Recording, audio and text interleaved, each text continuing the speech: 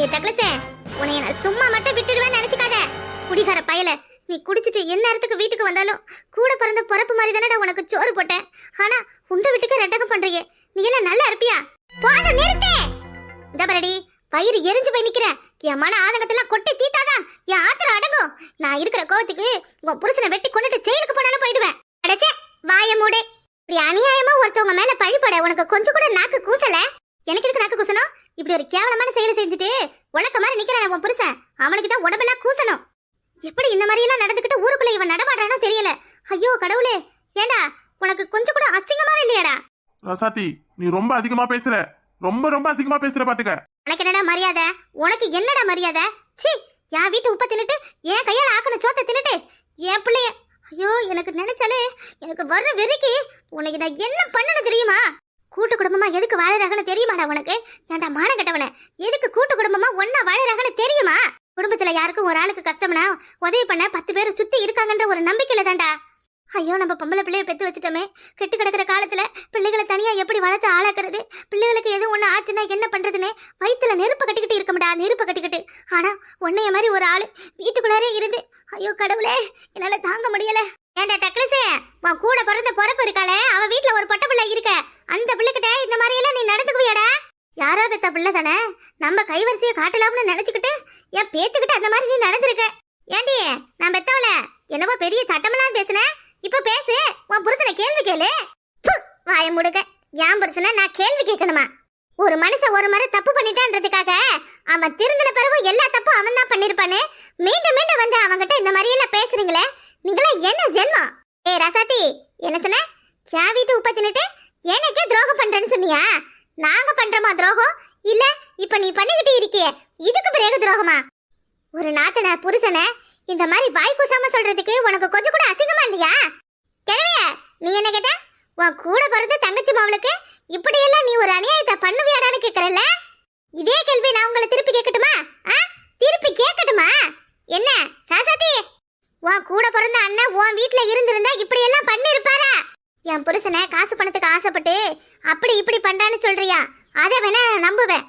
ஆனா அநியாயத்துக்கும் அநியாயமா இப்படி எல்லாம் நீ பேசுற பாரு, இது எந்த ஆண்டவனுக்கும் அடுக்காது. இதெல்லாம் எங்களுக்கு அசிங்கம் நினைச்சுக்கிட்டு பேசுறியா? இதெல்லாம் எங்களுக்கு அசிங்கமே கிடையாது. உன் குடும்பத்தை நீ தான் சந்தி சிரிக்க வைக்கிற. எதை எங்க பேசணும், யாருக்கிட்ட என்னத்த பேசணும்? 1000 பேர் 1000 சொன்னாலும் அவங்க அப்படிப்பட்ட ஆளான்னு ஒரு நிமிஷம் யோசிச்சு பார்த்து பேசணும். அதுதான் ஒரு நல்ல பொம்பளை கழகு. சும்மா சிரிச்சு சிரிச்சு மழுப்பி ஊருக்குள்ள நான் நல்லவன், ஊருக்குள்ள நான் நல்லவனு எல்லாருக்கிட்டையும் நல்ல வேஷம் போட்டுக்கிட்டா மட்டும் போதாதுமா. தான் கிழிச்ச கோட்டை எப்பவும் தாண்டாத இருக்கா பாரு, அவதான் உண்மையான நல்லவன். ஏய், நீ பேசுறதெல்லாம் பார்த்தா என் பிள்ளை அப்ப உன் புருஷன் மேல போய் வழிய போட்டு நாங்க வேணும்னே உங்ககிட்ட வம்பு வாங்குற மாதிரி இல்ல பேசுறேன். அப்படியெல்லாம் உங்ககிட்ட வந்து வம்பு வாங்கணும்னு எங்களுக்கு என்னடி அவசியம் இருக்கு? அது எனக்கு தெரியாதுமா. உங்களுக்கு ஏன் அவசியம் இருக்கு, என்ன அவசியம் இருக்கும்னே அதெல்லாம் எனக்கு எதுவுமே தெரியாது. என்ன நினைச்சுக்கிட்டு இங்க வந்து இப்படி எல்லாம் பேசுறீங்கன்னே ஆண்டவனுக்கு மட்டும்தான் தெரியும். இவ்வளவு பிரச்சனை நடந்த பிறகும் நான் எதுவும் பேசாம உங்க சொந்த பந்தம் உங்க ஒட்டு வரவே வேணாம்னு ஒதுங்கி இருக்கிறது எதுக்காக? என் புருஷன் சொன்ன ஒரு வார்த்தைக்காக தான். இனிமேல அவங்க கிட்ட போவேனா வச்சுக்க வேணாம்னு அந்த மனுஷன் சொன்னதாலதான் நான் எல்லாத்தையும் விட்டுட்டு ஒதுங்கி போயிருக்கேன். ஒரு நிமிஷம் ஆகுமா? இல்ல எனக்கு ஒரு நிமிஷம் ஆகுமா சொல்லுங்க? நீங்க தானே இவனுக்கு என்னைய கட்டி வச்சுக்க. அந்த பாவி பையன் உட்கார கூட இடம் இல்லாம நாங்க ஒவ்வொரு வீடா அழிஞ்சு திரியிறமே. எங்களுக்கு செய்ய வேண்டியதை செய்யுங்கன்னு உன் புருஷன் சட்டையை பிடிச்சு என் புருஷன் கேட்கறதுக்கு எவ்வளவு நேரண்டி ஆகும்? ஏன்னா அடிச்சாலும் பிடிச்சாலும் நாங்க எல்லாம் ஒரே உறவு, ஒரே குடும்பம். ஆனா நீ ஒருத்தி மட்டும்தான் வேற. அதான் உன் புத்தியை இப்ப காட்டுற, வேற என்ன?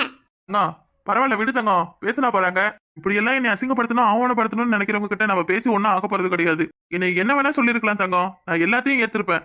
ஏன் உன் வீட்டுல எதுவும் திருடிட்டு வந்தேன்னு சொல்லியிருந்தா கூட ஆமான்னு நான் உண்மையை ஒத்துந்திருப்பேன். என்னைக்காவது உன் பிள்ளைகளையும் என் பிள்ளையும் நான் பிரிச்சு பாத்துருக்கேனாமா? சொல்லு. நான் எவ்வளவுதான் குடிச்சிட்டு வந்தாலும் வாங்கிட்ட ஒரு வார்த்தை, ஏதாவது ஒரு வார்த்தை நான் தப்பா பேசிருப்பேனா? இல்ல எதுவும் தவறாதான் நான் நடந்திருப்பேனா? உன் வீட்டுக்கு போய் நல்லா யோசிச்சு பாரு. 4 பேருக்கு மத்தியில என்னை இப்படி கேவலப்படுத்தினா அது எனக்கு கேவலமே கிடையாது.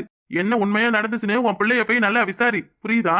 அவசரப்பட்டு வார்த்தையை விட்டுட்டா அது என்னைக்குமே அள்ள முடியாதுமா. உடஞ்ச கண்ணாடியை கூட ஒட்டிடலாம். ஆனா வார்த்தையால ஒருத்தவங்களை காயப்படுத்தினா அதோட வலி காலத்துக்கும் ஆறாது. என்ன நடந்தது ஏது நடந்ததுன்னு தெரியாம இப்படி எல்லாம் நீங்க வந்து அசிங்கப்படுத்துவீங்கன்னு நான் கொஞ்சம் கூட எதிர்பார்க்கல. தங்கம் வா உள்ள போலாம். இனிமே இங்க நின்னு ஒரு பிரயோஜனமும் கிடையாது.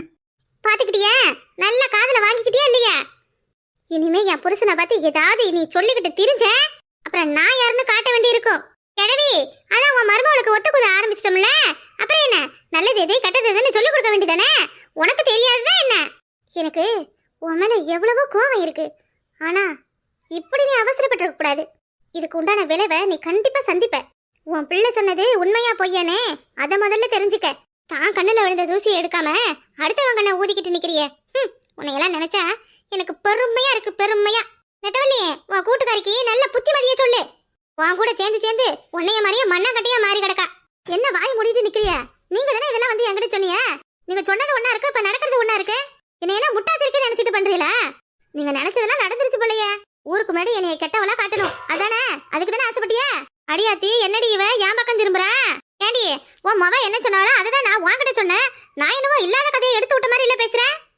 அப்படி அள்ளி போடவளா இருந்தா நான் எதுக்கு உன் கூட வந்து நிக்கணும்? கொஞ்சமாவது புத்தியா நடந்துக்கடி. புத்தி தட்டு மாறிடுச்சுனா இப்படிதான் 4 பேருக்கு பார்த்து பல்ல காட்டுவாளுவ. குடும்ப சண்டையை தெருவுல கொண்டு வந்து விட்டுட்டீங்க. இனி அவ்வளவுதான். நீ ஆண்டி நிக்கிற? நீயும் உன் மகுக்கு எதுவும் சொல்லிட்டு போ.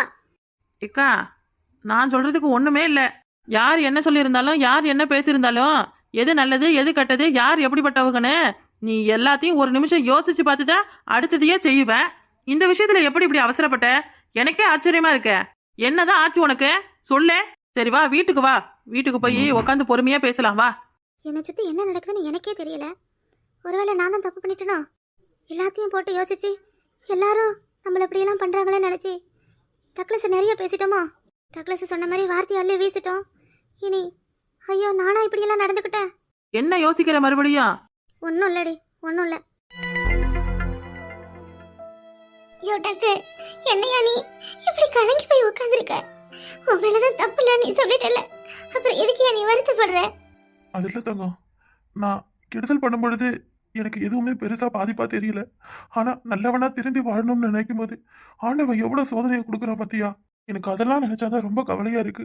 என்ன, நீ கவலையே படாத. நீ எதுக்குமே கவலைப்படாத. பாரு, அவளை நான் என்ன பண்றேன்னு மட்டும் பொறுத்திருந்து பாரு. அவளை நான் எப்படி பழி வாங்குறேன், அவளை நான் எப்படி கதற விடுறேன்னு நீ பாப்பன. நீ பாப்ப. என் அண்ணன் இப்படி கலங்கி உட்கார்ந்து இருக்கிறது என்னால பார்க்க முடியல. வேணாம் வசந்தி, வேணாம். அவங்க சொன்னது சொன்னபடியே இருக்கட்டும். உண்மை எதுன்னு நம்ம எல்லாருக்கும் சொல்லிட்டோமா இல்லையா? மீண்டும் மீண்டும் அவங்கள கஷ்டப்படுத்துறோன்ற பேர்ல நாம அவங்கள மாதிரியே எந்த தப்பும் பண்ண வேணாம். இதுக்கு முன்னாடி நான் பண்ண தப்புக்கு தண்டனையா தான் இப்போ நான் அனுபவிச்சுக்கிட்டு இருக்கேன். நீயும் அந்த மாதிரி எல்லாம் எதுவும் பண்ணிடாத வசந்தி. இது நம்ம எல்லாருக்குமே தெரிஞ்சுறதுக்கு ஒரு வாய்ப்பா இருக்கட்டும். எதுக்காகவும் யாரையும் நம்ம பழி வாங்கவும் வேணாம், யாரையும் நம்ம எதுக்காகவும் கெடுக்கவும் வேணாம். அவங்கவுங்க வாழ்க்கையை அவங்கவுங்க பார்க்கட்டும். அப்புறம் இன்னொரு முக்கியமான விஷயம், நான் பணம் கேட்டு போன இடத்துல எனக்கு பணம் கிடைச்சிருச்சு. நாங்க இன்னைக்கு சாயந்தரமே கிளம்புறோம். கிளம்புறீங்களா? எங்க எங்க போவீங்க நீங்க? என்னண்ணே, இவ்வளவு பிரச்சனை நடந்ததுக்கு அப்புறம் இனிமே இங்க இருக்க கூடாதுன்னு முடிவு பண்ணிட்டியா? இல்ல, நேத்து நான் சொன்னனே, அவ என் வீடு வாச தேடி வந்து நின்னு பேசுறா, அவளை சும்மா விட மாட்டேன்றதுக்காக நீ என் வீட்டை விட்டு போறேன்னு முடிவு பண்ணிட்டியா? விருந்த மருந்த 3 நாளைக்கு தாமா. என்னைக்கா இருந்தாலும் நாங்க எங்களுக்குன்னு சொந்தமா ஒரு இடத்துல போய் இருந்து தானே ஆகணும். பாம்பேக்காரங்க வீடு காலியா இருக்குன்னு சொன்னாங்க. அவங்க பக்கத்து வீட்டுக்காரங்க கிட்ட தான் வீட்டு சாவியெல்லாம் இருக்கான். அவங்க கிட்ட பேசியிருக்கேன். வாடகைக்கு வீடு தாரம்னு சொல்லியிருக்காங்க. நாங்க இன்னும் ஒரு 2 நாள்ல மார்கழி மாசம் வந்துடும் இல்லையா? அப்போ போய் எதுவும் செய்ய முடியாது. அதனால இன்னைக்கு சாயங்காலமே நாங்க அந்த வீட்டுக்கு போயிடுறோம். என்ன ஒண்ணு, அங்க போனதுக்கு அப்புறம் என் மச்சான் என் மாமியா எல்லாரையும் கூப்பிட்டு கிராண்டா பால் காய்ச்சறது அப்படி இப்படின்னு செஞ்சு சண்டையெல்லாம் சமாதானமாக்கி எல்லாரும் ஒண்ணுக்குள்ள ஒண்ணா இல்லாமனு பார்த்தேன். ஆனா அவங்க காலத்துக்கும் எங்க உறவே வேணான்ற மாதிரி பேசிட்டு போயிட்டாங்க. இவ்வளவு தூரம் நடந்த பிறகு அவங்களாம் எதுக்காகவும் நமக்கு வர தேவையில்ல. அவங்க நமக்கு நல்லதும் செய்ய வேணாம், கெட்டதும் செய்ய வேணாம். தங்கம், நீ என்ன நம்புறல்ல? உன்னை நான் முழுசா நம்புறையா? எனக்கு உன் மேல நம்பிக்கை இருக்கு. மச்சானை பார்த்து கடைசியா ஒரு முறை நான் அப்படியெல்லாம் எதுவும் இல்ல மச்சான்னு சொல்லணும்னு தோணுது. ஆனா அப்படி சொன்னாலும் எதுவும் பிரச்சனையாகும்னு எனக்கு பயமா இருக்குமா. அவங்களே நம்மளை தேடி வராத போது நம்ம எதுக்கு அவங்கள தேடி போகணும்? என் அண்ணன் உள்ள இருந்துகிட்டு 2 பொம்பளைகளை அனுப்பி பேச வைக்கிறாரு. இதெல்லாம் எந்த ஊருக்கு நியாயம்? அப்ப இந்த உண்மையெல்லாம் தெரியாமல என் அண்ணன் வீட்டுக்குள்ளேயே பதுங்கி இருந்திருக்காரு. நீ எவ்வளவு பண்ணணுமோ பண்ணட்டும், அதுக்கெல்லாம் ஒரு முடிவு கண்டிப்பா இருக்கு. இனி வாழ்வோ சாவோ அவங்க வீட்டு வாசலுக்கு நான் போய் நிக்க மாட்டேன். இது மட்டும் ஆனா உண்மை. வசந்தி, எங்களுக்காக நீ ரொம்ப கஷ்டப்பட்டுட்ட வசந்தி. எங்களை மன்னிச்சிரு. இனிமேலும் மேலும் மேலும் உங்களை கஷ்டப்படுத்தி நாங்க விரும்பல. நாங்க இந்த இடத்த விட்டு கிளம்புறதுதான் எங்களுக்கும் நல்லது, எல்லாருக்கும் நல்லது. எங்களை யாருக்குமே பிடிக்கல. நாங்க வாழக்கூடாதுன்னு எல்லாரும் ஆசைப்படுறீங்க வசந்தி. அப்படி எல்லாம் எதுவும் இல்ல தங்கம். அந்த மாதிரி நீ ஏன் சும்மா மனசுல நினைச்சுக்காத, சரியா? என்ன கோவமோ என்ன ஆத்திரமோ உன் மைனி அந்த மாதிரி வந்து பேசிட்டா. அப்புறம் நம்ம தான் புத்திமதிகள்லாம் சொல்லிட்டோம்ல. கடைசியில அவன் மூஞ்சே செத்து போன மாதிரி தான் போனா. அவளுக்கு எது தப்பு எது சரின்னு நல்லா வீட்டுல போய் உட்காந்து யோசிப்பா. ஆனா ஒண்ணு, அப்படியெல்லாம் பேசுறவங்க முன்னாடி நல்லா வாழ்ந்து காட்டணும். இதை மட்டும்தான் நான் சொல்லுவேன். இனி நானும் யாரோட வம்பு தும்புக்கு போக மாட்டேன். அவ குடும்பமும் எக்கடி கட்டு போகட்டும். இனி நான் உண்டு, என் வேலை உண்டுன்னு தான் இருப்பேன்.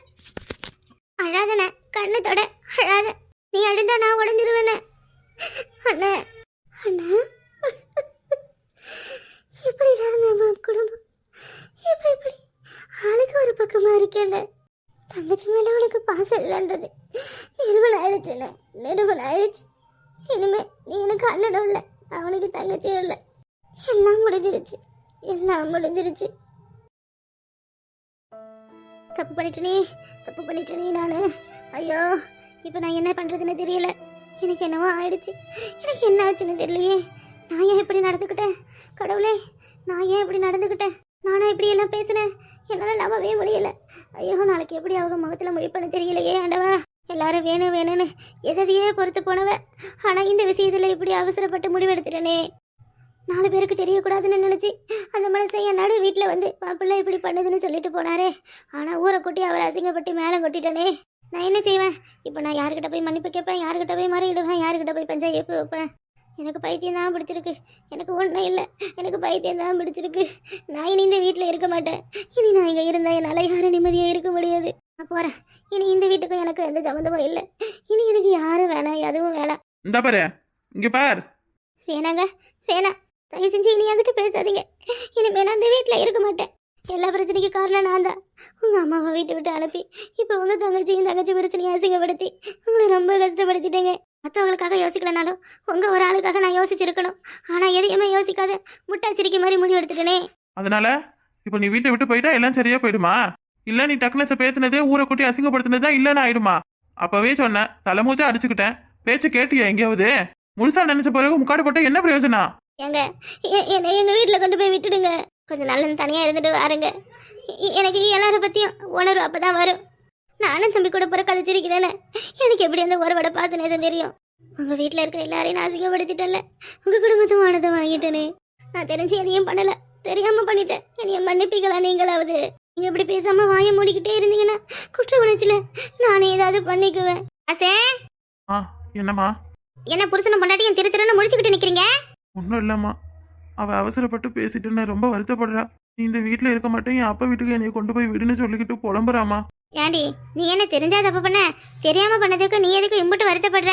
எது உண்மை எது பொய்ன்னு தெரியணும்னா உன் பிள்ளைய தான் விசாரிக்கணும். சரி விடு, வாழ்க்கைன்னா 1000 சண்டை சச்சரவு வரதான் செய்யும். யாரும் எப்பவும் ஒரே மாதிரி இருந்துட முடியாது இல்லையா? உலகத்துல நல்லவங்கன்னு யாரும் கிடையாது, கெட்டவங்கன்னு யாரும் கிடையாது. சூழ்நிலை தான் எல்லாரையும் நல்லவங்களாவும் கெட்டவங்களாவும் மாத்துது. உன் பிள்ளைக்கு இப்படி ஆயிடுச்சே, நம்ம கூட இருந்தவங்களே நமக்கு இப்படி துரோகம் பண்ணிட்டாங்களேன்னு தான் ஆதங்கத்துல நீ போய் கேட்ட. அதுக்காக என்ன பண்ண முடியும்? எதை பத்தியும் யோசிக்காத. என்ன எது நடக்குதோ அது அப்படியே நடக்கட்டும், வீடு. இப்பதான் அந்த வழியா வந்தேன். உன் தங்காச்சியும் உன் மச்சானும் ஊரை காலி பண்ணிட்டு போறாங்களா? எத்த சொல்றீங்க? ஊரை காலி பண்ணிட்டு போறாங்களா? எத்த, நான் அப்படியெல்லாம் அவங்கள பேசிட்டேனா? நான் வேணா அவங்க காலில் விழுந்து மன்னிப்பு கேட்கட்டா? அவங்கள எங்கேயும் போக வேணாம்னு சொல்லுங்க. அம்மா சொன்னா அவங்க எப்படி கேட்பாங்க? நம்ம கேட்க வேண்டியதெல்லாம் ஏடாகூடமா அவங்கள கேட்டுட்டோமே. எங்கேயாவது போகட்டும், வீடு. பொண்ணா இருந்து ஒருத்தருக்கு ஒருத்தர் மனசு கஷ்டப்படுத்திக்கிறத விட தூரத்துல இருந்து நீ நல்லா இருக்கியா நான் நல்லா இருக்கனான்னு கேட்டு தெரிஞ்சுக்கிறது ரொம்ப சௌரியம். இந்த பாரு, ஏதாவது நீ புலம்பிக்கிட்டே இருப்பனுதான் உன்னைய பார்க்க வந்தேன். அதை பத்தி யோசிக்காத. போய் நல்லா தலையில ஒரு குண்டா தண்ணியை ஊத்திக்கிட்டு நடந்ததெல்லாம் மறந்துட்டு வீடு வாசல அலம்பி விட்டு சாமியை கும்பிடு. ஆண்டவ விட்ட வழிதான் நமக்கு. சாயங்காலம் அவளை கோயிலுக்கு கூட்டிட்டு போயிட்டு வா. ஏதோ மனக்குழப்பத்துல இந்த மாதிரி எல்லாம் பண்ணிட்டா. என்ன இப்படி பண்ற ஆளே கிடையாது அவ. நீயும் அவசரப்பட்டு அங்க போயிட்ட. இவளை தனியா விட்டா அதை பத்தியோ யோசிச்சு பைத்தியம் ஆயிடுவாமா. அப்பப்ப நான் வந்து பாத்துக்கிறேன்டா. என் மவளுக்கு சொன்னதுதான் எனக்கும். ஒரே வீட்டுல இருந்து ஒருத்தர் கஷ்டப்பட்டுக்கிறதுக்கு பதிலா தள்ளி இருந்து நல்லா இருக்கேன்னு கேட்டு விசாரிச்சுக்கிறது தான் ரொம்ப நல்லது. நான் வாரேன். உன் மவ அங்க என் வீட்டுல தான் இருந்தா, எங்க போனான்னு தெரியல. வீட்டுக்கு வந்தா கவனிச்சு வையி. வயசு புள்ள அவ. சரியா? இன்னும் 10 நாளைக்கு இந்த ஊரே என் வீட்டு கதையை தான் பேசிக்கிட்டு இருக்கும். அதான் அப்புறம் அம்மாவே வந்து சொல்லிட்டாங்கல்ல, போய் குளிச்சுட்டு சாமியை கும்பிடு, சாயந்தரம் கோயிலுக்கு போகலாம்.